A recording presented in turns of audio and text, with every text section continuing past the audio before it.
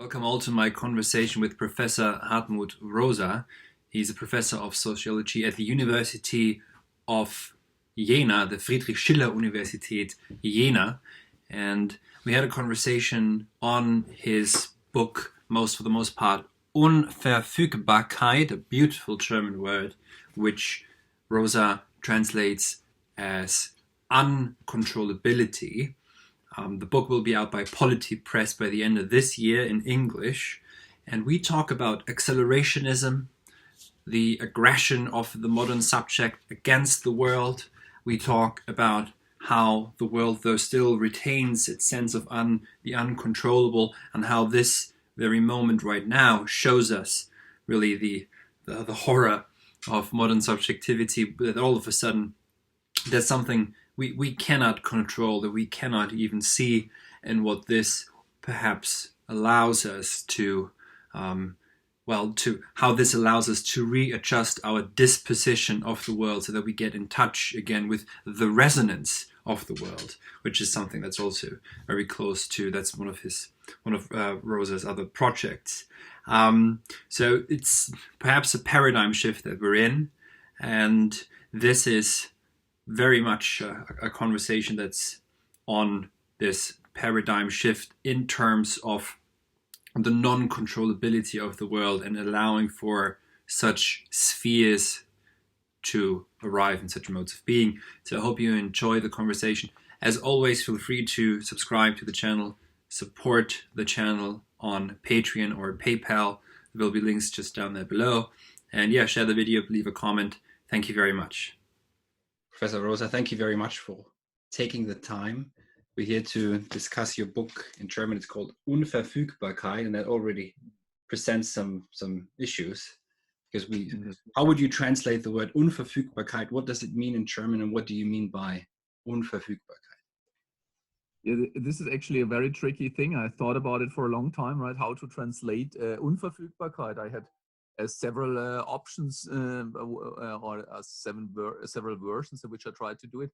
I mean that we are in touch with something over which we do not have complete control, right? So at some time I thought it could be unpredictability, because it means you cannot predict how an interaction will turn out or what the other thing will do, or elusivity, because I think I'm interested in interactions where you don't know what the result will be, right? I mean, basically, Unverfügbarkeit is one element of a relationship of resonance on which I had written my last book, and it means to be in touch with something where you don't know where it's going, right?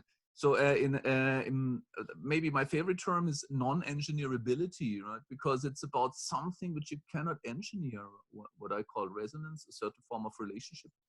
Which is fulfilling, which is touching and transforming, is something which you cannot bring about at will or instrumentally. Therefore, it's non-engineerable. And you don't know what the result of this interaction will be. But since there are a lot of meanings to Unverfügbarkeit, in the end, we decided to translate it as non-controllability or uncontrollability, because I think this captures most of the meanings. Just out of interest, what about non-availability? Yes, I mean, this is another attempt which I also tried. I said it's the triple meaning actually of non-availability, non-accessibility, or non-attainability, right?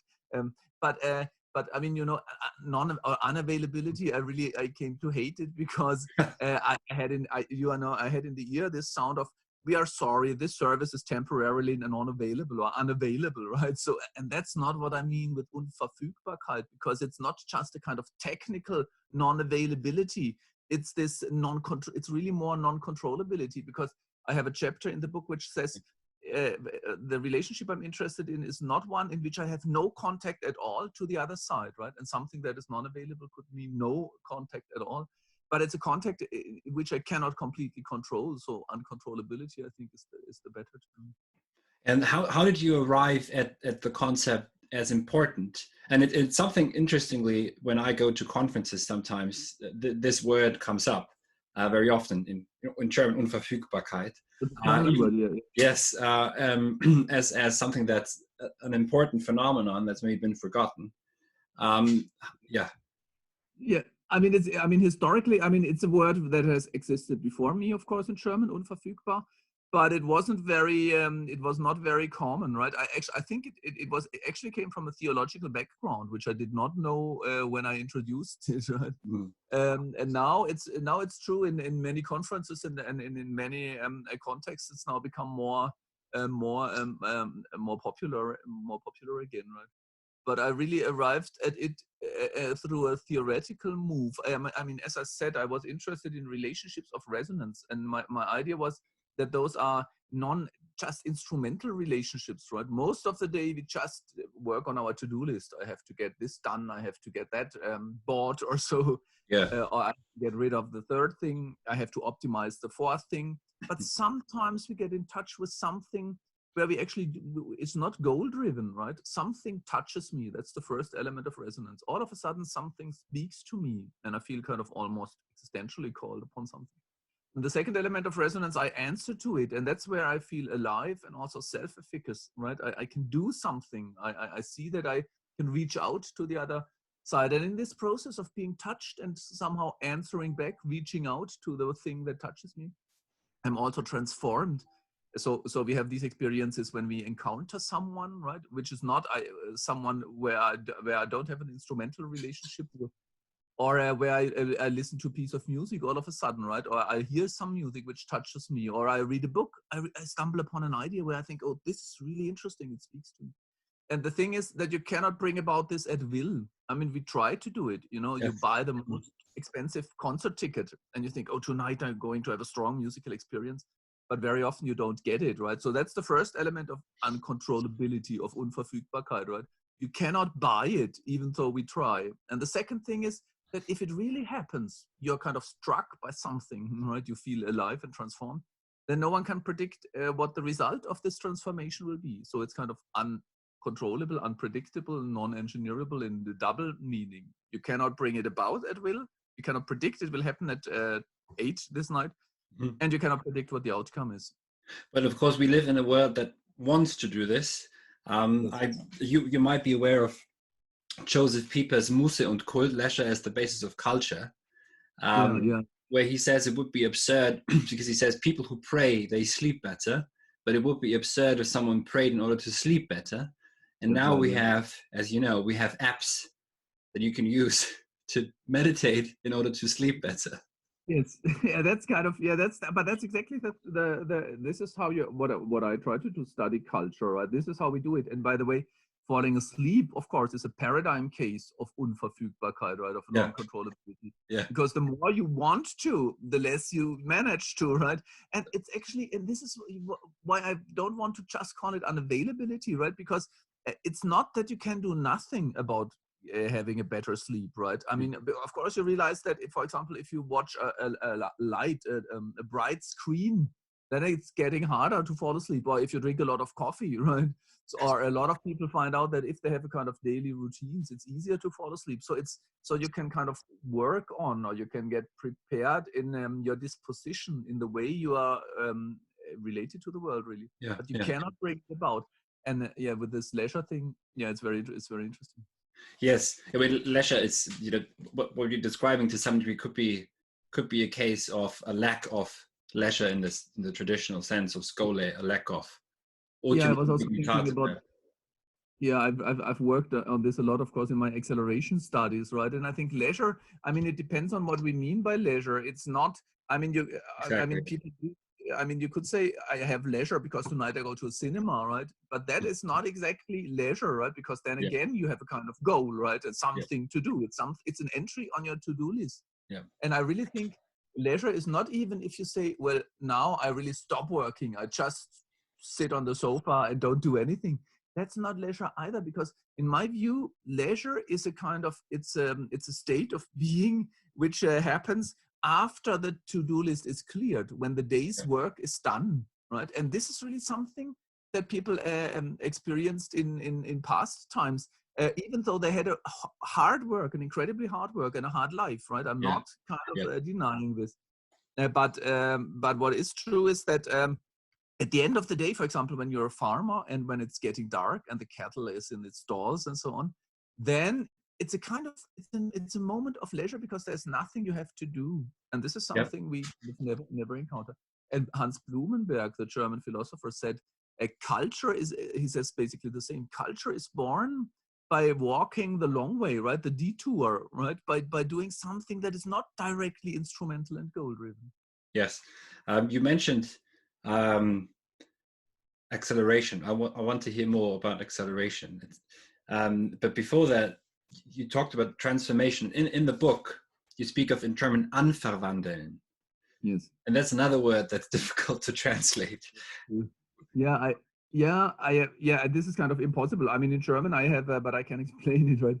In German I use kind of a dichotomy between aneignen and unverwandeln, right? Mm-hmm. And I tend to translate the first as instrumental appropriation, which means I bring something under my control, you could say, right? For example, with a book, it's very easy to see.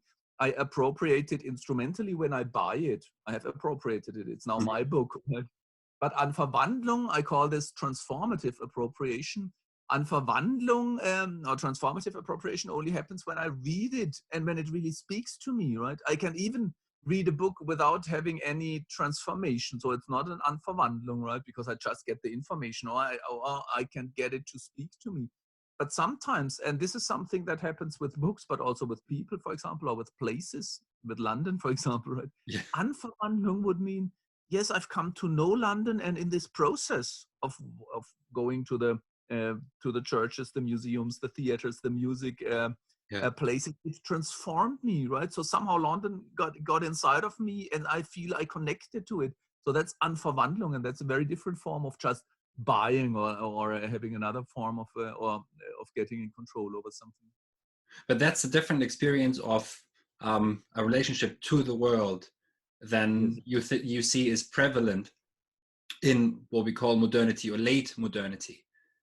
Yeah, I think late modernity is somehow torn because we always, I mean, there's a high sensibility for this relationships of what I call resonance, right? We want to be touched by something. We want to be touched by things, and we want to be transformed.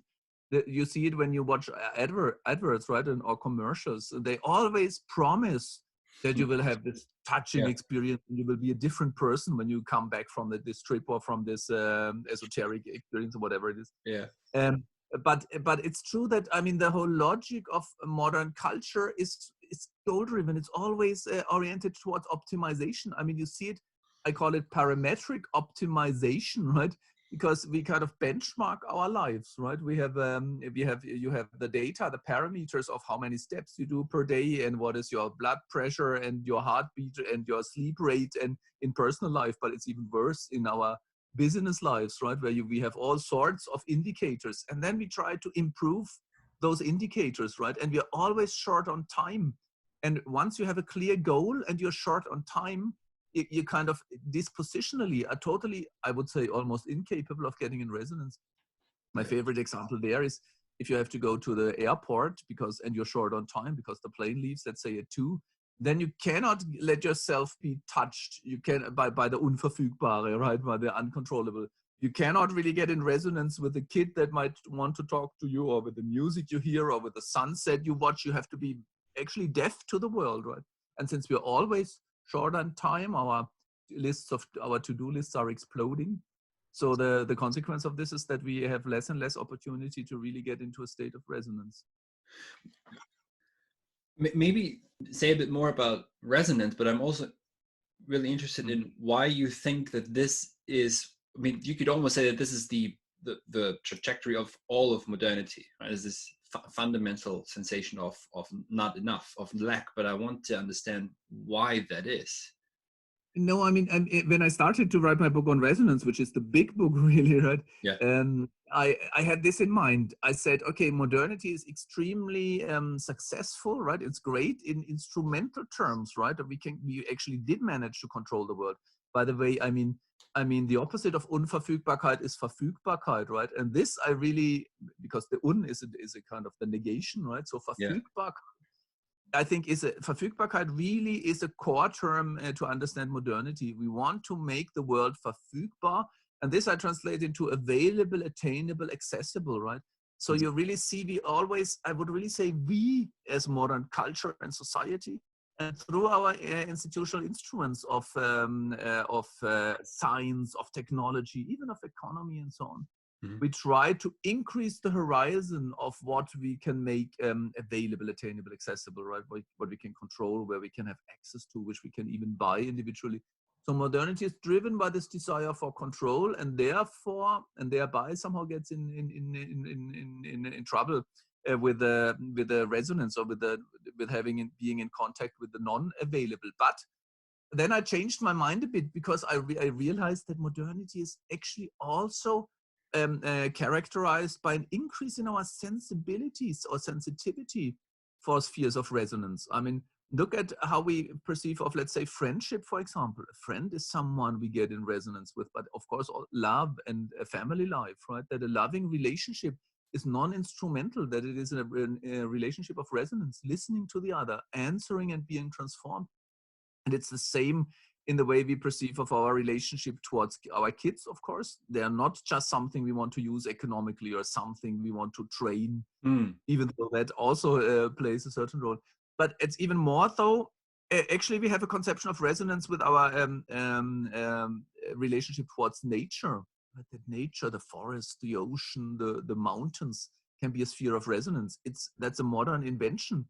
And of course, also music. Music is not just something we use in the military life or at different occasions. Yeah. It's a resonance, listening almost to the heart of existence.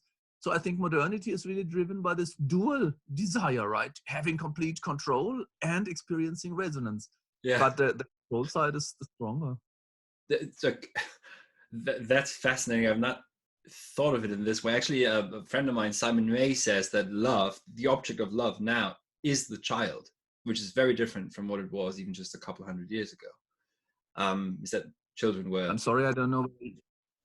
Did you hear that? No, I'm sorry, I lost that. I don't know why, Sorry. but the conflict was just very, very, very bad. Yeah, sorry. No, a friend of mine, Simon May, says that the object of love now is the child, and it wasn't before. The child was, an economical unit almost, you could say. Yeah, I mean, that's something that, for example, my teacher Axel Honneth also said. It's a kind of, it's a sacralization of the child, right? The child is the only sacred thing in which we still have in our modern society, and it actually becomes this kind of untouchability in a certain sense, not against its will, right? It's something that has to be preserved as something that is beyond control, or should not be made as something we simply control. That's certainly true.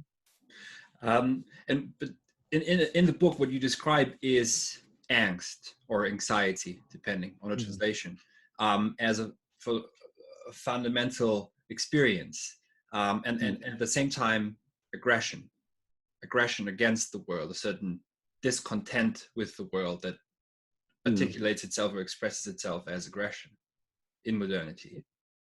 Yes. I think this is very important for me. I mean, the macro topic I'm working on, so to speak, or what I want to do as a sociologist, is really work on our relationship to the world, right? What kind of what is the way of existence, or the mode of being, of relating to the world, of getting in touch with it? And this has always two sides, of course. Somehow the world is approaching us, right? It's coming towards us, you could almost say. But on the other hand, it's also us exploring the world and moving into the world. And I want to really analyze what's this dual move, right? Being kind of situated in a world, experiencing it, but also working on it. And my interpretation is that modern society, by its institutional logic, this has to do with the acceleration stuff, right? I mean, my interpretation of a modern society is that it's characterized by a mode of dynamic stabilization. That is really now my key term. And it means that we can only stay where we are individually, but also as a society, if we permanently increase the speed, the economic product, and so on, right? So every year we have to run faster and faster to stay where we are, right? We have to achieve economic growth, and we have to be innovative, right? We have to come up with our innovations faster than the Chinese or the Koreans or the Americans or someone else. Because otherwise, it's not just an economic problem. Our whole institutional frame and fabric depends on this, right? I mean, without permanently pushing the border of knowledge, you cannot uphold a scientific institution, right? It's science is that's contrary to ancient or other cultures. Yeah. It's not about preserving knowledge and handing it down in a pure form, right? And being either true to, let's say, the Holy Scriptures or the ancient wisdom. It's about pushing the borders, peering deeper in the universe or better into the matter, and so on.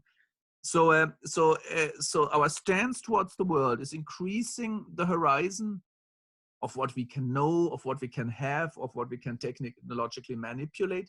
And this has an institutional basis, right?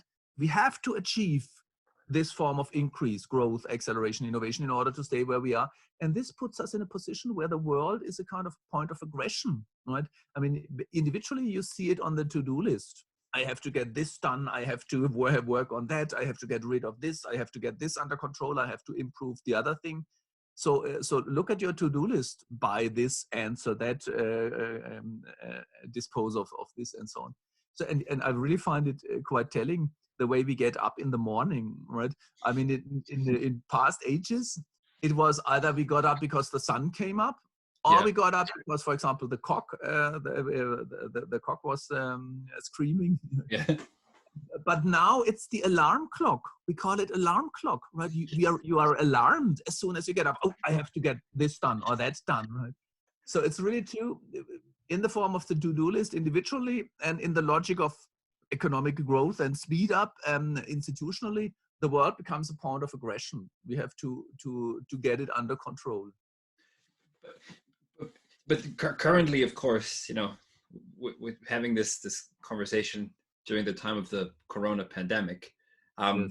the world has, to some degree, fallen still. I'm quite central in London. It's very quiet. I can hear birds sing. There's no car traffic anymore. It is a moment of stillness for some, not for all. I have to be very clear here. It's people who work in the medical profession, the others who are not as privileged, you know, being able to sit. For someone like me, it's perfect. I'm sitting at home reading. I have no more alarm clocks. I've got almost, you know, got all the leisure I need. But yes, so is how would you see this current period in terms of your theory of resonance and non-controllability? Yeah, I think actually it's most fascinating sociologically speaking, right? Because it seems like it's really bringing together all the three key aspects of what I've written on: the acceleration stuff, the resonance stuff, and certainly the uncontrollability. So I mean, on the one hand, I think I totally agree with you. Not everyone now is full with leisure, right? Anxiety is a huge problem. A lot of people are afraid of falling sick or of their relatives falling sick. That's the first fear. The second fear, of course, is that you might lose your economic existence, your basis, your job, or your little business also, right? So as you said, I mean, it's not a paradise, right? And I never said so or want to say so, but it's a simple matter of fact that, as you said, life has slowed down significantly. I mean, I really mean in the material, physical sphere, we could see for at least 200 years a permanent increase of speed, right? Mm-hmm. I really want to make this as hard as possible. It's an empirical, factual thing. When you look at the number of people, the number of goods, and the materiality, right, which is moved at a certain point in time, and when you look at the average speed with which the things that are moved are moving, then you really get an almost exponential curve, and you see it easily when you look at the number of cars, right? They are increasing in Europe and certainly even more in Asia every year by year, and the number of trucks and the size of trucks and the number of ships, the container ships as well as the cruise ships, and of course even the number of trains or the number of subways and even the number of bicycles, you know, things that set the world in motion are going up, and of course the airplanes are the main symbol of this. And right now, from starting in March, we have really kind of slowed the world down at unimaginable rates. I mean, it's 85% of reduction in the air traffic, right? Yes. And in the inner cities, I mean, I don't know the figure for London, but Milano, for example, was a favor figure. Yeah. The inner city movement has come down by 80 or more %. It's almost unimaginable. This is really deceleration, right? Yeah. And the deceleration was not done by the virus. I mean, the virus did not corrode the airplanes, right? It was political action. So I think this is a kind of almost incredible thing, but it becomes even more incredible or more interesting when we look at what actually happened. What is Corona, the virus, SARS-CoV-2? What is it signaling? What is the force of it? And I think, in this book, which will be released by Polity later this year, right, on uncontrollability, the last chapter says the return of uncontrollability as a monster. And I think this is exactly what this coronavirus is. Yeah. It's monstrous because we cannot control it scientifically. We have not explored it. We cannot control it medically. We have no vaccine. We have no medicine to treat it. Yes. Yeah. We cannot control it politically, even though we try. We cannot regulate it legally. Yeah. And it's beyond our economic, the consequences are beyond our control. So it's a monstrous form of uncontrollability. All of a sudden, I would almost say we become aware that life utterly is uncontrollable. And let me make this final point. Then yes, sorry. So yeah, go on. I say we experience uncontrollability as a monster, and we do this on an individual level, of course, too, because you cannot see this monster, you cannot hear it, you just know it's there. I mean, it's exactly the scene of horror movies, right? It feels like something is in the air. In the horror movies, it's normally the sound. You feel something is wrong here, but you cannot see it, you cannot smell it, you cannot touch it. It can lurk around every corner, right? It can already have taken possession of the stranger, or worse, of your kid. It can even already be inside your body. This is exactly what horror movies do, right? Uncontrollability of the monstrous form. And of course, this fact makes it quite hard for us now to experience deep resonance. Or maybe it allows it. Yeah, I mean, something even I experience myself, because as you said, I'm in a quite privileged position too. I mean, I cannot lose my job, and normally I travel very lot. I was about to embark on a trip to the US, which was canceled, and I could not go to Serbia and so on. So I all of a sudden had a lot of time, and as we said, different from many others who now really suffer heavily, I did not suffer in any real term. So I thought, now is the time for really getting into resonance with music and with the books I always wanted to read and so on, right? And I actually found out it's not so easy, right? And I think now I can explain it. A lot of people I know now make this experience, right? There are a lot of things where they thought, if only I had time, I would do it, right? Some people would say, I would listen to Wagner, a whole Wagner opera, that's heaven, but I just don't have it.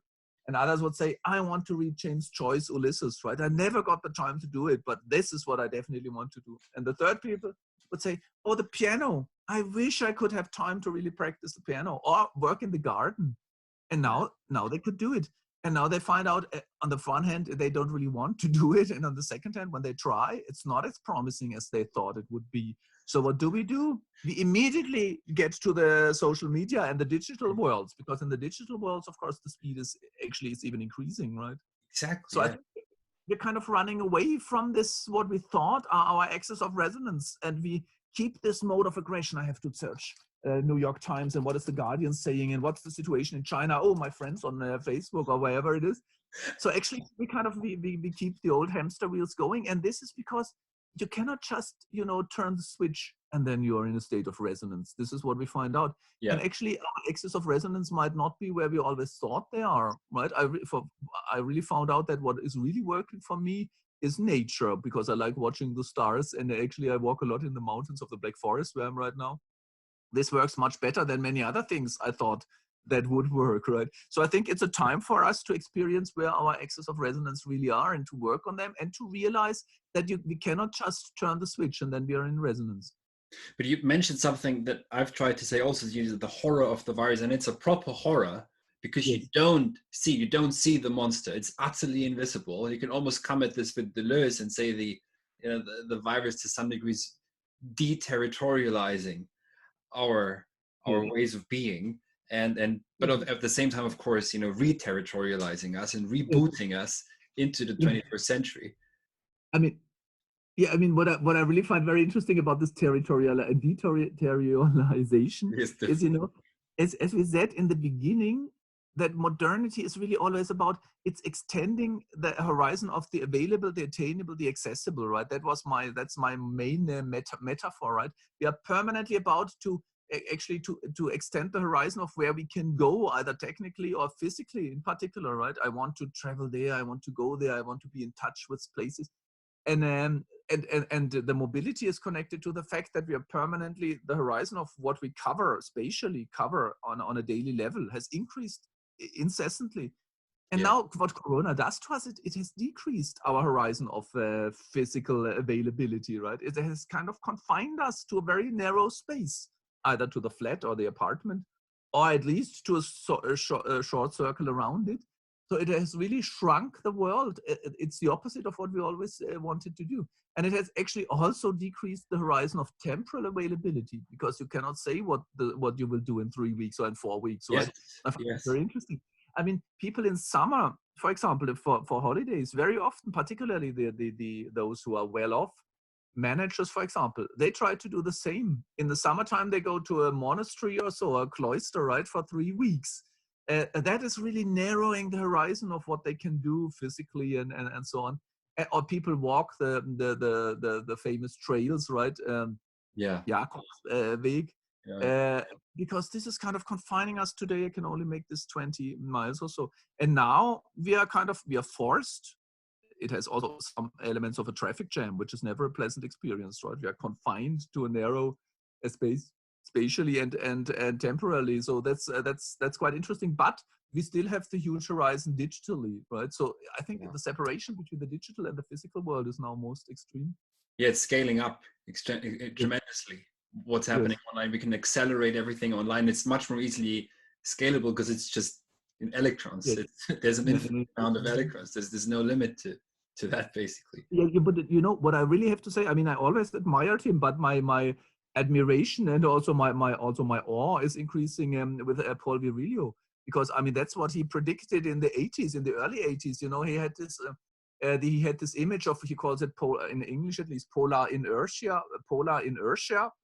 It's a kind of frantic standstill, and his vision really was that the end of the world would be that there's no physical movement anymore. We are glued to the screen. We have data gloves. And the only thing that moves are the kind of the digital streams, right, going back and forth. So it's a world that is completely frozen on a physical level, but frantically moving in a kind of in the digital sphere. And I think we are really getting there. Do you know the short story "The Machine Stops" by Ian Forster? No, I haven't read it. Yeah, I've heard about it. Yeah. It's 110 years old. It's from 1909. And he describes a world where people live isolated one by one in a cell, in a pod, a hexagon. And all they do all day long, they're completely pale. They have no teeth. They don't need teeth because all they eat is just fluids where they get their nutrients. And this is in 1909. It's basically the cave allegory for our epoch, for late modernity. And he describes people doing exactly what we're doing right now, which is to talk over, through avatars. He calls it, I think he speaks of tablets or something like this. He describes Zoom or Skype without having a phone available at the time, probably. And he, and actually what it is, it's what's being described is people affected by ideas, but very, very totally divided from who they are. So, for example, an interesting talk, a fourth-hand talk about someone else's opinion, who has written on someone else's opinion about Australian music in the period of X, Y, and Z. It's kind of what gets them going. It's amazing. I haven't read that, but I definitely will. It sounds amazing, because we have it's the stopping of a machine which sets in motion a kind of machine on a different level. Yes, but how? Go on. But I mean, I think politically it's really amazing, because that's something we discuss now in Germany. I have some quite harsh controversies with my colleagues, right? Because some of them say it's only a bad situation, everything is bad about it, there's no opportunity at all. And my own take is that it's actually, I mean, that we should not underestimate what is happening also politically, right? Because on the one hand, I think there are two elements which strike me. Number one is that it is possible to stop this process of dynamizing the world, right? It's something we actually, I mean, a lot of sociologists would have said it's impossible. Who should stop it? What is the agency, right, that could do it? It's not a political decision. And the coronavirus did, but it wasn't the virus. It was political action. It was action by democratically elected governments, after all, right? So I think on the one hand, the remarkable thing is that we actually did stop the machine, at least on a material physical level, right? Not on the digital level, but on the other level to a huge extent. Yeah. And the second is that we did it politically. And this for me is very important because for two reasons. One is that we always feel kind of totally powerless with respect to the climate crisis or with respect to the financial markets and the inequality they created, right? I mean, the rich get richer, the poor get poorer. There's nothing we could do. That was the basic experience, even after the bank crisis and the economic crisis, the financial crisis of 2008. And now we see all of a sudden, yes, we can do something. Even Donald Trump, in the most market liberal society of the world, the US, he just commands General Motors to produce, these respirators instead of cars. So that means, yes, we can kind of politically, we can act together and politically. That I think is important. And the other thing is the fact that a lot of routines and rules and chains of interaction and the processual chains have now come to a stop, right? It's unclear how we will continue. And I think this is a situation, it's a kind of historical situation which doesn't come too often, because once the routines have failed and stopped, then the chains of interaction are broken. This is the moment where you can go a different route, where you can come up with new pathways. And that's why I think it's the time of a paradigm change. Yes, absolutely. And I think, what you described at the beginning was that everything that we try to do as much as we can, if not everything, at will, right? So at will, we set up just-in-time supply chains that are, when you think about it, just for some percentage points of more profit, everything's suffering. Nature, human beings affected by it. It has to be on time. Everything's clocked down to the nanosecond. That's totally interrupted. So these chains are totally interrupted, and they cannot, I think, be at will be reinstalled. And there's now talk in Germany, for example, about why we need to be able to produce our own medicine, or we need to be able to have medicine, drugs, pharmaceuticals produced in Europe to be safer, for example. But what do you think will happen, basically? What could happen? Yeah, that's the interesting question. I mean, it's as you said. I mean, so far it has really been, in the end, it has been profit, right? The logic of capital accumulation which drove the world. But after Corona, this almost didn't play any role at all, right? I mean, we sacrificed economic interest and capital accumulation for the benefit of life, hopefully, right? At least for a couple of weeks. And so that we see, well, there can be done something. As you said, that it's possible to intentionally steer our world or control it. But I mean, of course, the problem is that kind of stopping the machine does not mean having a different machine. I mean, that, of course, is the huge problem, right? I mean, we can stop it, but this does not mean, as you say, it doesn't even mean that we can kind of set it in motion again. And it certainly doesn't mean that we have a different machine. So those are the two problems. So basically, I think there are three possible scenarios. One is we end up in complete disaster, which could well be, right? A complete economic breakdown, which then also leads to political and social chaos. I think it's a possibility. And the second one would really be to kind of reinvent modernity. This is the one I want to go, right? Kind of come up and say, okay, now the chains are broken. Let's think about how we kind of can form different chains, right? Chains of interaction. But I think the most likely, what people try to do all over the world, of course, is trying to get the thing in motion as fast as possible, right? Again, just going back to the old path. I think it's actually a question that always interested me as a sociologist. What is the time of change? Is it the crisis, which we have right now?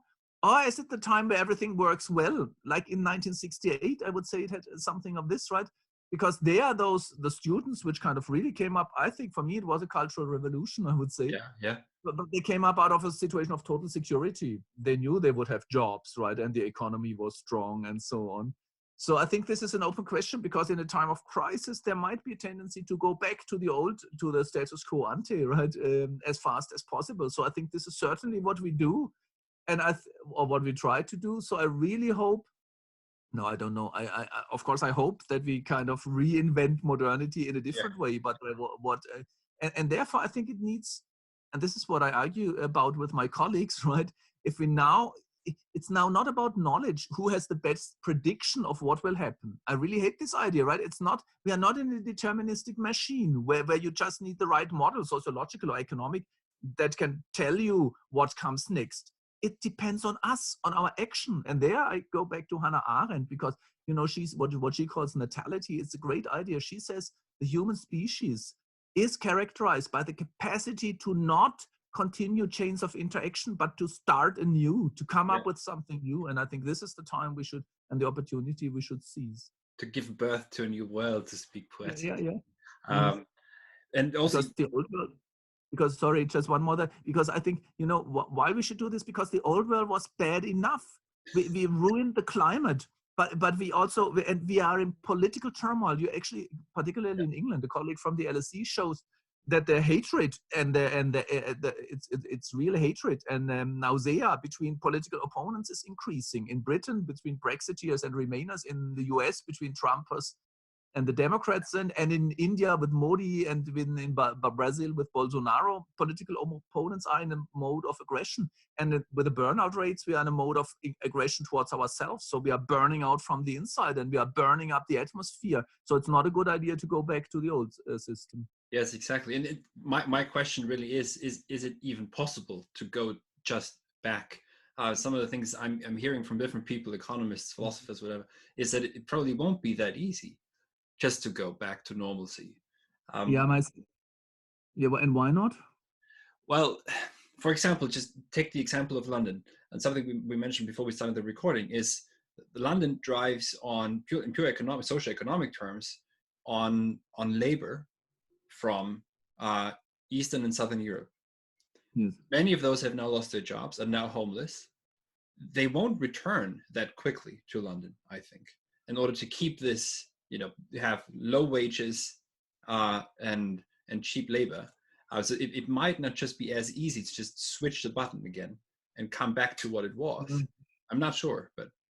Yeah, I'm not sure either. I mean, I must say that I don't know. I mean, on the one hand, it was a bit amazing because, you know, in 2008 with the Lehman Brothers bank and so on, there we had a kind of similar situation. And I was very surprised how quickly we actually went just back to the old. I mean, I think everyone said in 2008, 2009, now it is obvious that the financial markets need to be regulated politically, right? Yeah. And it just didn't happen. We went back to the old state very quickly. And the other thing I have in mind, of course, which a lot of people talk about now, it's that the situation a bit reminds us of a war, right? Because in wartime, you have very similar phenomena, really. Also in wartime, the state all of a sudden becomes a central actor, right? But after the war, gradually the state kind of reclines, and it has always been, or very often been, times of economic growth, because then, you know, we had to renounce a lot of things right now. So after the war against Corona, I think it is quite possible that we go back to the old track, but I'm not sure. I mean, the thing, of course, with the old track is that the economy was in a very bad situation anyway, you know, with this negative interest rates, which is a kind of total anomaly in the capitalist system. So I think my answer to this would be, if we were in the 70s or the 80s or even the 90s or the 2000, then we probably wouldn't find it very hard to go back to the old track. But since we were in a very serious, particularly also economic crisis already, it might well be that we are forced to system change, and a system change wouldn't be the worst thing. Exactly. So it's not a banking crisis as it was in 2008 with some subprime mortgages that were, you know, rotten, etc., toxic as they call them, and then resold and rehashed and resold to the world from Wall Street. But this is an economic crisis, and it's global. The crisis in 2008 was American. Was homemade in America. It was actually homemade by the Bush administration when they rolled out these programs to get people into housing, buying houses that they shouldn't have bought houses. Something that I think also happened in Germany over the past 10 years. Cheap credit was rolled out to a lot of people who are now over leveraged in pure economic terms. But there's so many imbalances in the economic global system that this is a massive, much deeper crisis. Yeah, the scale is different. I totally agree with this. Yeah. And also something you mentioned is, you know, the competition, this heavy competition. We are only insofar as we compete. Nietzsche even says this in his in the Fröhliche Wissenschaft. He has a passage on Muße und Müßiggang, Leisure and Idleness, where he says, the only way we are now is by competing with the other. We listen to someone just to find out how we can overpower the other.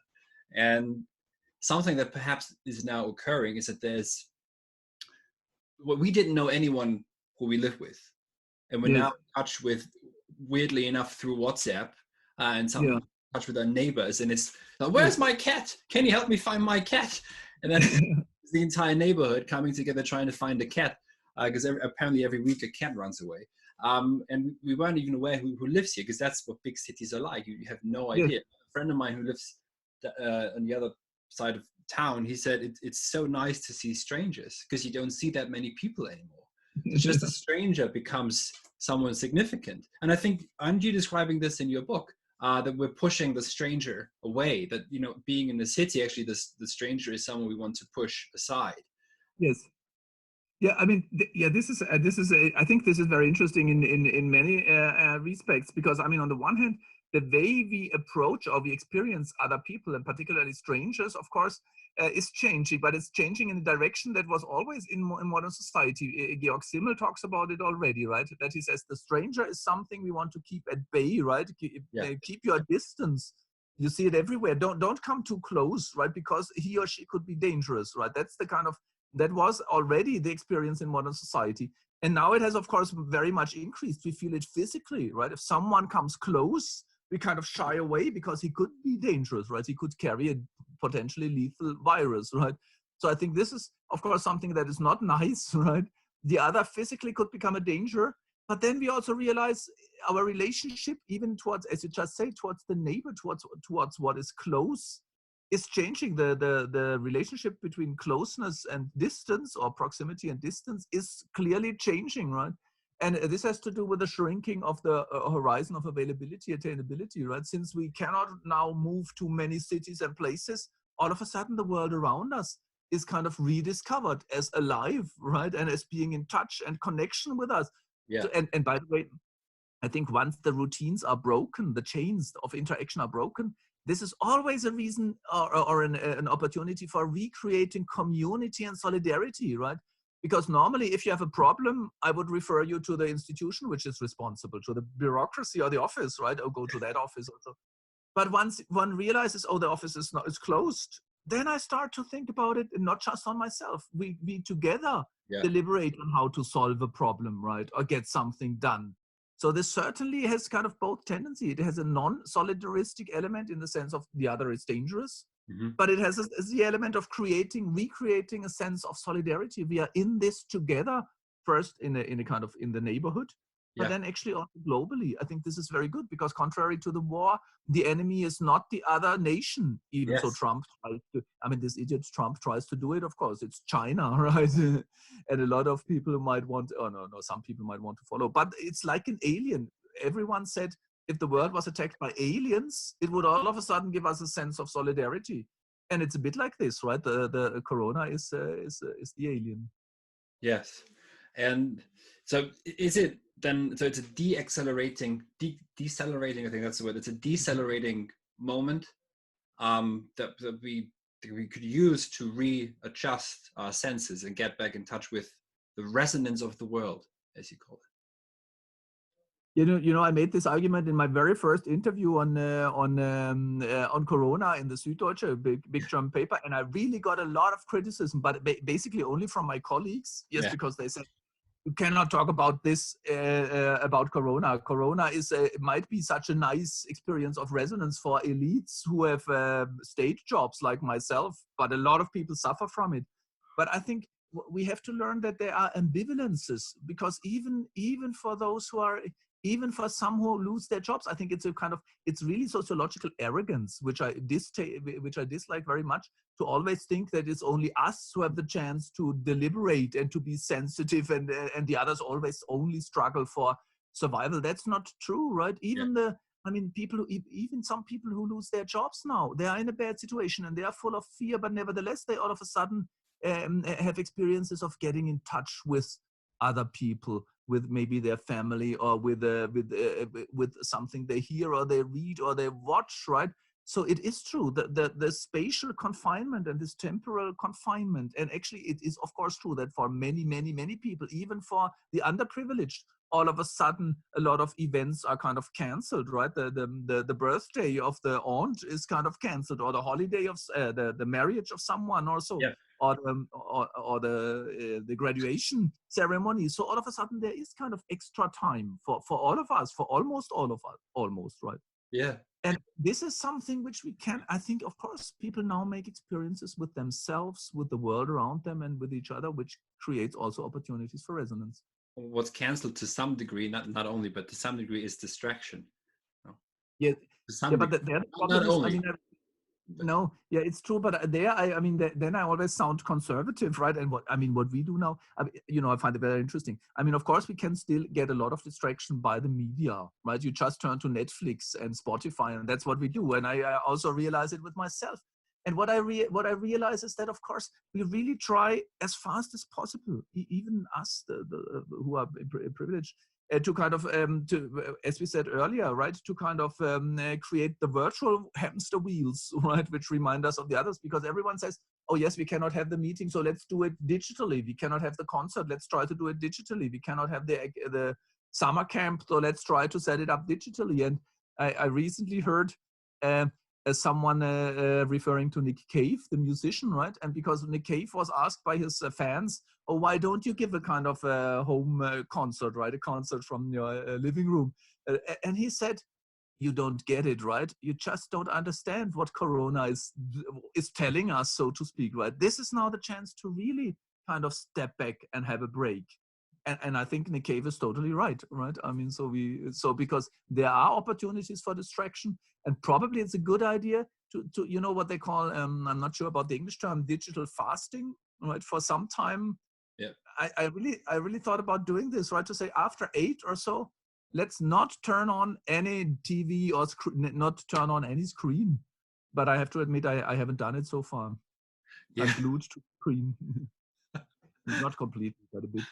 And we have to do, I mean, yeah, I always say it's very, I find it almost a bit dangerous sometimes, to maybe I'm just feeding the machine also with these. Yeah, I know. videos. I mean, we are living off this. Yeah. It's the same logic than as an academic, publish or perish. I don't know if you're aware of the saying in the English yes, world. of course. And then we publish. What should we do other than that? But I mean, it's not our fault. I mean, I always say, but I think it's true. I mean, you cannot individually solve a problem that is structural. It's in the collective structural logic of this society. So if you just abstain individually, you certainly don't act politically, or you don't change the world.